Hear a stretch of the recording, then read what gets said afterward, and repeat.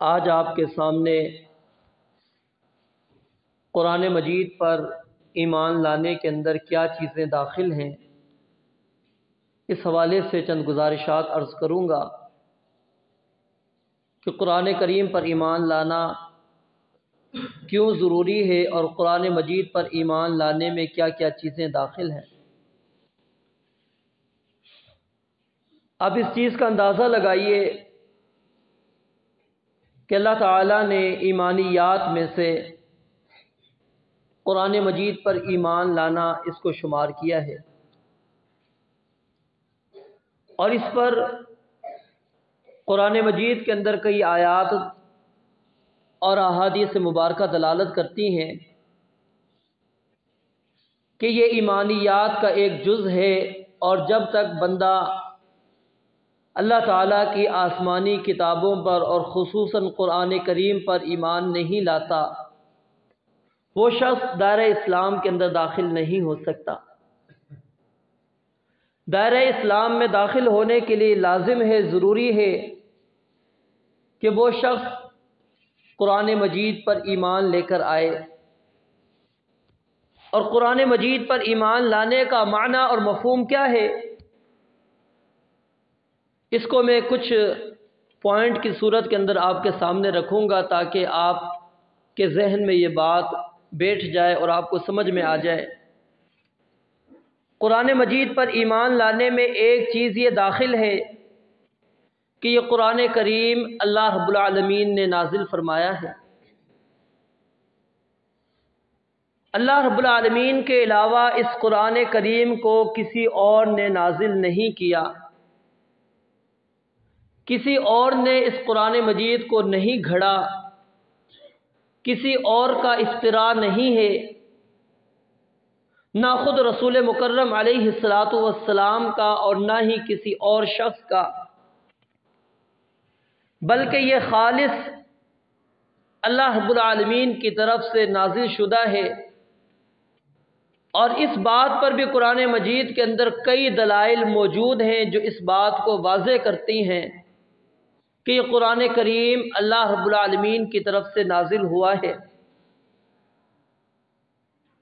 اور قرآن مجید پر ایمان لانے میں یہ چیز بھی داخل ہے کہ قرآن کریم اللہ تعالیٰ کا کلام ہے، مخلوق نہیں ہے۔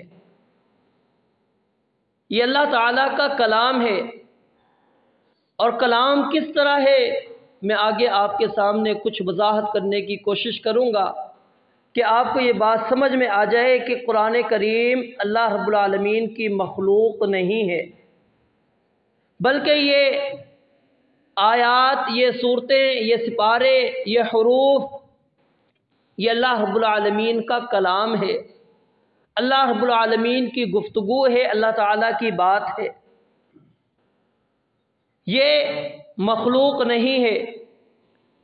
اور اسی طرح قرآن مجید پر ایمان لانے میں یہ چیز بھی داخل ہے کہ قرآن کریم اللہ رب العالمین نے بذریعہ جبریل امین علیہ الصلاۃ والسلام رسول مکرم صلی اللہ علیہ وآلہ وسلم پر تقریباً 23 سال کے عرصے میں نازل کیا۔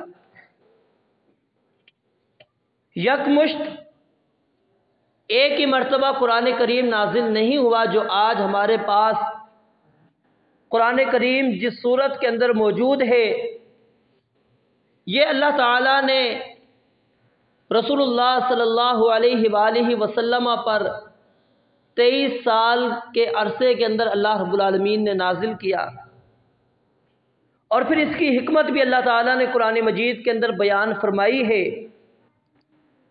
کہ ہم نے قرآن مجید کو اتنے لمبے عرصے کے اندر کیوں نازل کیا، ایک ہی مرتبہ کیوں نہیں نازل کیا۔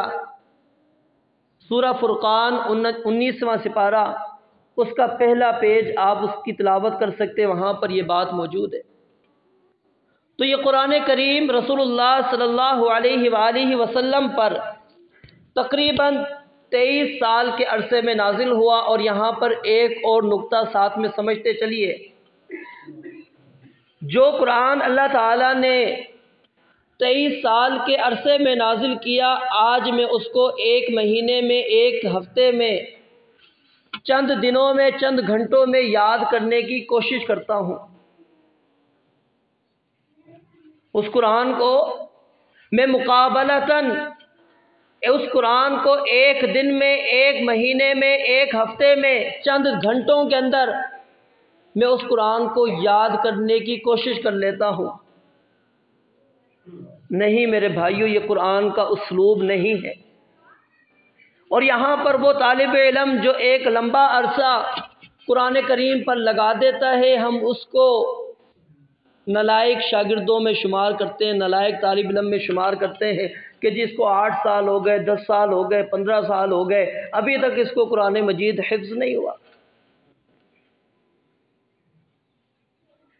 قرآن کریم یہ اللہ رب العالمین کی طرف سے اتنے عرصے میں نازل ہونا، یہ اس بات کی دلیل ہے کہ اس کو فوراً نہ یاد کریں،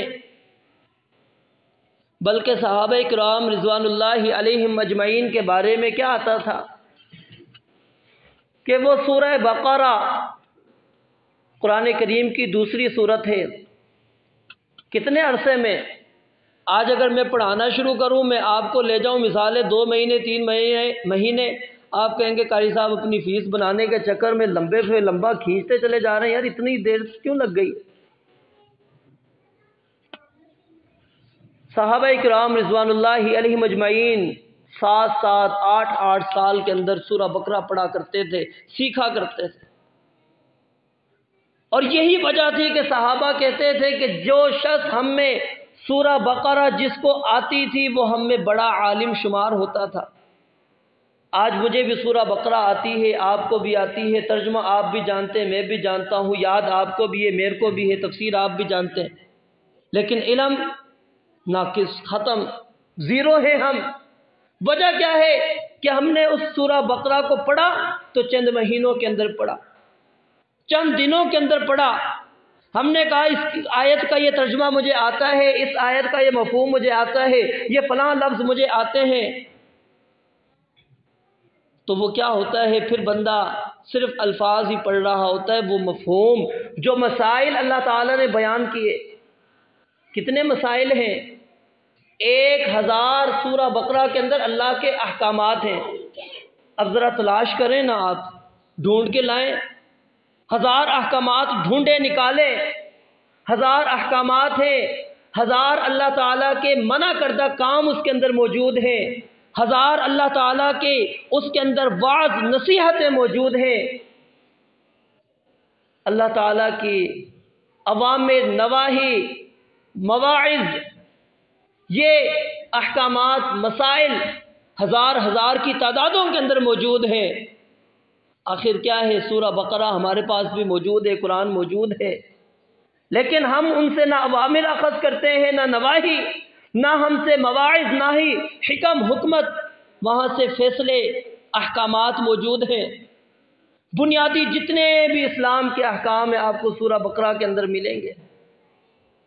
کیا وجہ ہے؟ سورہ بقرہ پڑھتے ہیں، ہم مسائل سے واقف نہیں ہوتے۔ وہاں کون سا مسئلہ ایسا ہے، 1000 مسئلوں میں کون سا مسئلہ بتائیے کہ رہ جاتا ہے جو اللہ تعالیٰ نے نہ بیان کیا؟ یہ ایک چھوٹی سی مثال آپ کے سامنے رکھی۔ تو یہ قرآن مجید صرف رٹا مارنے کا نام نہیں ہوتا، یہ اللہ رب العالمین نے جو نبی علیہ السلام پر 23 سال کے عرصے میں نازل کیا، اس کے اندر اللہ تعالیٰ نے ہمارے لیے یہ سبق چھوڑ دیا کہ یہ قرآن جلدی جلدی یاد کرنے والی کتاب نہیں ہے، جلدی جلدی پڑھنے والی کتاب نہیں ہے، اپنے آپ کو حافظ عالم کہلانے والی کتاب نہیں ہے کہ آپ مولوی بن جائیں، عالم بن جائیں، مصلی پر کھڑے ہو جائیں، آپ مسند پر بیٹھ جائیں، آپ ممبر پر کھڑے ہو جائیں، آپ کہیں کہ میں عالم ہوں، مجھے پتہ ہے، میں جانتا ہوں، قرآن مجھے آتا ہے، میں حافظ ہوں، قرآن کا ترجمہ بھی مجھے آتا ہے، تفسیر آتی ہے۔ نہیں، قرآن کا یہ معنی اور مفہوم نہیں تھا۔ اس کے نازل کرنے کا جو موضوع ہے وہ انشاءاللہ اگلے جمعے آپ کے سامنے رکھوں گا، کیوں اللہ تعالیٰ نے قرآن کریم کو نازل کیا، اس کے اندر کیا حکمتیں اللہ رب العالمین نے رکھی۔ تو قرآن پر ایمان لانے میں یہ چیز شامل ہے کہ رسول اللہ صلی اللہ علیہ وسلم پر یہ قرآن تقریباً 23 سال کے عرصے میں جو نازل ہوا ہے، جو کتاب آپ پر نازل ہوئی ہے، وہ آج قرآن مجید کی صورت کے اندر ہمارے پاس موجود ہے، اس کو قرآن کہتے ہیں۔ اسی طرح قرآن مجید پر ایمان لانے میں یہ چیز بھی داخل ہے کہ قرآن مجید آسمانی کتابوں میں سے سب سے عظیم ترین اور آخری کتاب ہے۔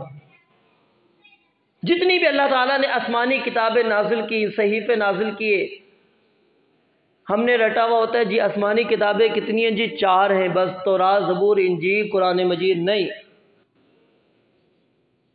نہیں میرے بھائیوں، اللہ نے صرف 4 کتابیں نازل نہیں کی، نبیوں کے اندر تو ہم چلے جاتے ہیں جی کتنی تعداد، 1,24,000 کے کم و بیش، اور کتابیں کتنی؟ 4۔ ایک تو ہو گئی ہمارے نبی کی کتاب جو قیامت تک کے لیے ہے، ان کے بعد تو کوئی نبی نہیں، پیچھے آپ کے 1,24,000 کے کم و بیش، اس میں سے ایک نبی کو نکال دیں، باقی جو نبی ہیں کیا ان کے لیے 3 کتابیں کافی تھی؟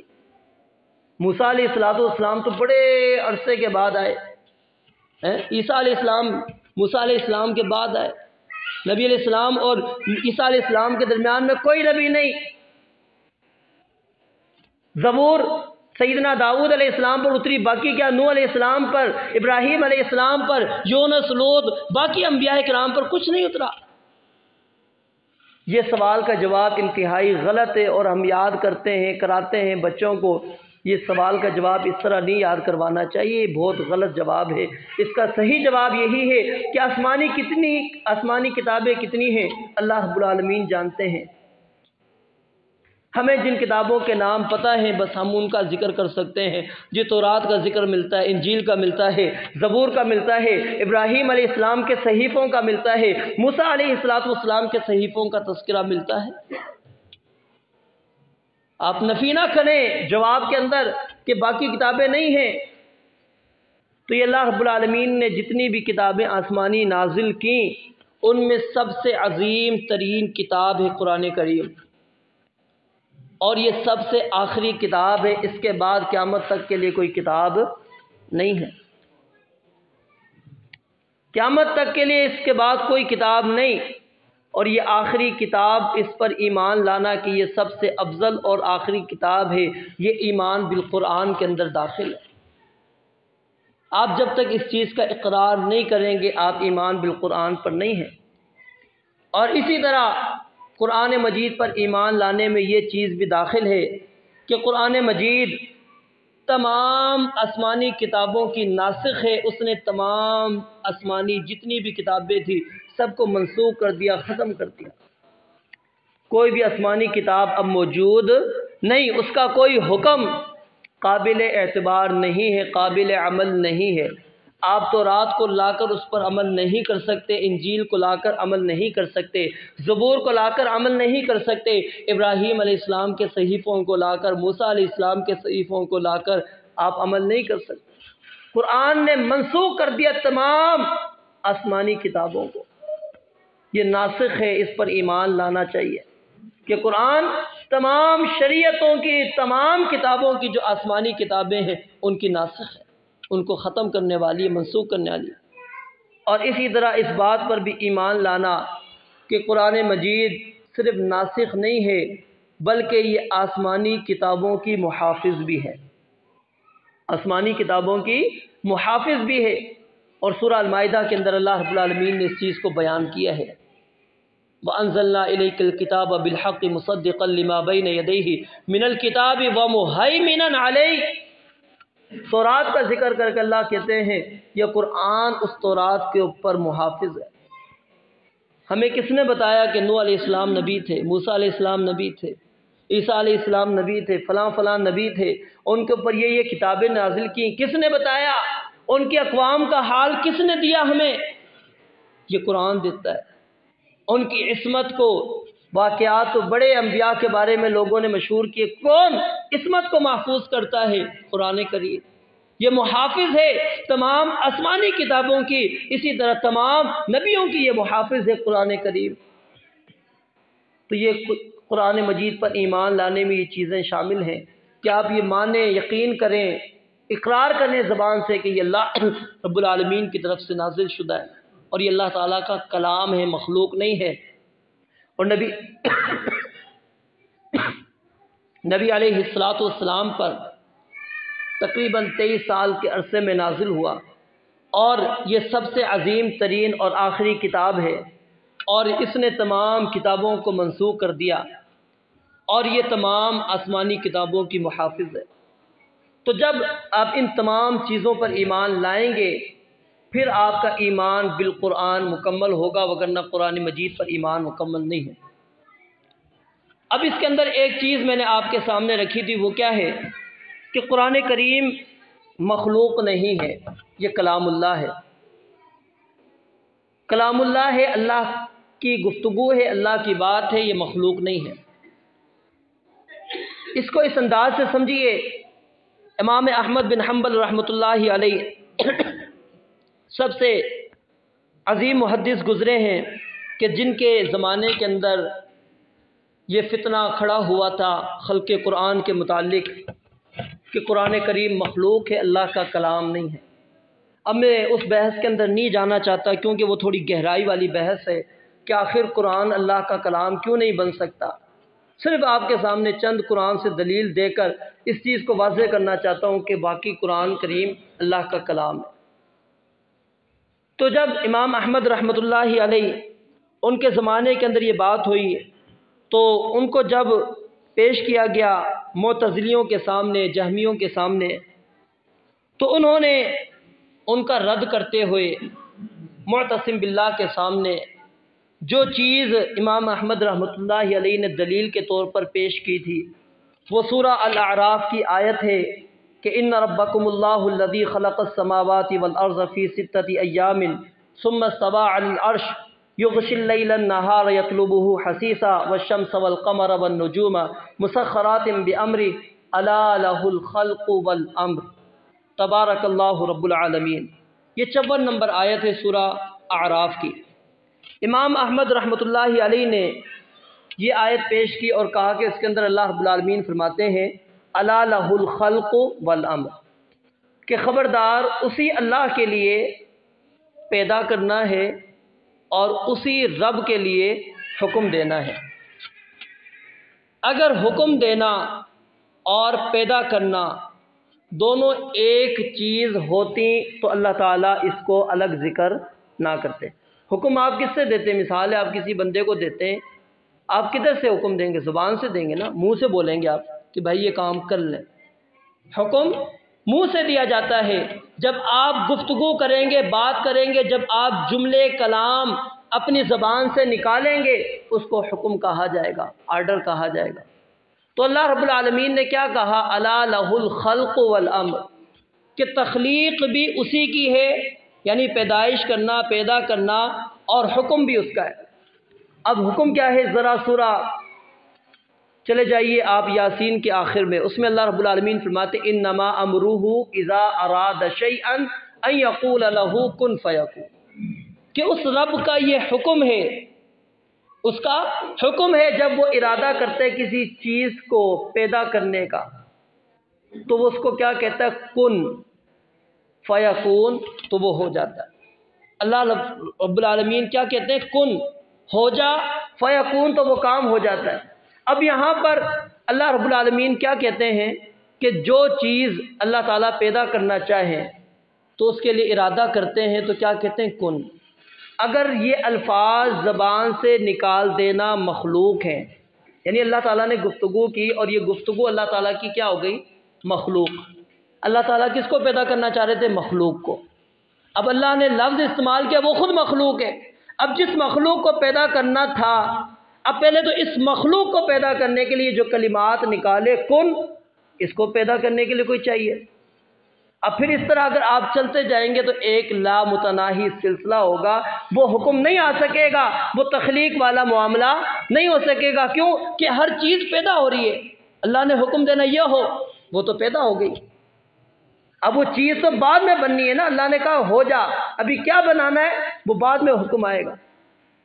تو یہ آیت اس بات کی دلیل، اور جب امام احمد رحمۃ اللہ علیہ نے یہ دلیل پیش کی تو جہمی اور معتزلی وہ خاموش ہو گئے، وہ لاجواب ہو گئے۔ اور پھر ان میں سے ایک نے اعتراض بھی کیا امام احمد رحمۃ اللہ علیہ پر کہ بتاؤ کہ جب اللہ تعالیٰ موجود تھے تو قرآن تو نہیں تھا، جب اللہ تعالیٰ موجود تھے تو قرآن تو نہیں تھا۔ امام احمد رحمۃ اللہ علیہ نے کہا کیا جب اللہ تعالیٰ موجود تھا تو اس وقت اللہ کا علم تھا یا نہیں تھا؟ کوئی جواب نہیں دے سکا۔ کیوں؟ اگر وہ کہتا نہیں تو اس کا مطلب نعوذ باللہ اللہ رب العالمین جانتے نہیں ہیں، اور یہ اس کے کافر ہونے کے لیے واضح دلیل تھی، اس کے کافر ہونے کے لیے واضح دلیل تھی، لہذا وہ خاموش ہو گیا اور اس نے کچھ بھی نہیں کہا امام احمد رحمۃ اللہ علیہ کو کہ آگے کہ ہاں واقعی اللہ رب العالمین جب پیدا تھے، جب اللہ موجود تھے تو اللہ رب العالمین کا علم نہیں تھا، کیونکہ کہتے کافر ہو جاتے، اگر وہ کہتے ہے تو پھر یہ اللہ رب العالمین کا علم ہی یہ مخلوق ہے۔ تو یہ اللہ رب العالمین کا کلام ہے قرآن کریم، یہ اللہ رب العالمین کی مخلوق نہیں ہے۔ اور پھر اگر آپ ایک عقلی طور پر چیز سمجھیے نا، میں جو بات کر رہا ہوں میری بات کیا ہے؟ مخلوق ہے۔ میں جو باتیں کر رہا ہوں، جو جملے میں نکالوں گا وہ مخلوق ہے۔ کیوں؟ کہ وہ پہلے سے موجود نہیں تھی، ابھی پیدا ہو رہی ہے نا، میں ابھی اس کو پیدا کر رہا ہوں، ابھی بنا رہا ہوں ان جملوں کو، ان کلام کو، ان باتوں کو۔ اور یہ جو باتیں میں نے کہی ہیں کیا یہ میرے جسم کا حصہ ہے؟ نہیں، میرے جسم کے ساتھ اس کا کوئی تعلق نہیں ہے۔ اور اگر اللہ رب العالمین کی آپ مخلوق اس کو قرار دیں گے اور پھر یہ بھی کہیں کہ اللہ رب العالمین ہمیشہ سے کلام کرنے والا ہے، تو مخلوق اور خالق کیسے برابر ہو سکتی ہے؟ تو لہٰذا دلائل تو اور بھی ہیں جس سے یہ بات ثابت ہوتی ہے۔ قرآن کریم کے اندر واضح الفاظ بھی موجود ہیں کہ حتیٰ یسمع کلام اللہ، سورہ توبہ کے اندر، کہ حتیٰ کہ وہ مشرک اللہ کے کلام کو سنے۔ اب مشرک اللہ کے کلام کو کیا سنے گا کہ ایک مسلمان نے کسی مشرک کو پناہ دی، اللہ تعالیٰ کی بات کریں گے؟ نہیں، یعنی قرآن سنتا ہے، وہ قرآن کو سنتا ہے، وہ شاید کہ مسلمان ہو جائے، جب تک آپ اس کو دعوت نہ دیں اس وقت تک اس کو اپنی پناہ سے نہ نکالیں۔ تو یہ قرآن مجید کو مخلوق کہہ دینا یہ بہت بڑی زیادتی ہے، اور یہ ایمان بالقرآن مجید کے منافی ہے۔ تو یہ اللہ رب العالمین کا کلام ہے، اور اس کو یاد رکھیے جو اللہ کی صفات ہوتی ہیں نا، ہم اس کو اپنے حساب سے جب سمجھ رہے ہوتے ہیں نا، گمراہی کا سبب وہی بنتا ہے۔ ہم اپنے معاملات کو دیکھ رہے ہوتے ہیں کہ میری گفتگو کیا ہے؟ حادث ہے، وہ نئی ہے، وہ ابھی پیدا ہوئی ہے، لہٰذا جو اللہ بھی بات کریں گے نعوذ باللہ وہ بھی حادث ہو گئی، وہ نئی بات ہے، ہمیشہ سے نہیں ہے۔ اللہ کی ذات تو ہمیشہ سے ہے، اللہ کا کلام تو ہمیشہ سے ہے، تو لہٰذا قرآن مجید کو مخلوق مان لیتے ہیں تو یہ بات ثابت ہو جائے گی نہیں۔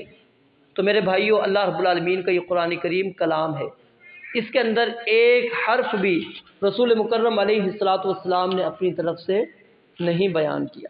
یہ بعینہ وہی کلمات ہیں، وہی حروف ہیں جو اللہ رب العالمین نے جبریل امین علیہ الصلوۃ والسلام کے ذریعے سے رسول اللہ صلی اللہ علیہ وسلم پر نازل کیے۔ اللہ رب العالمین سے دعا ہے رب العالمین ہمیں قرآن مجید پر ایمان لانے اور اس ایمان کے جو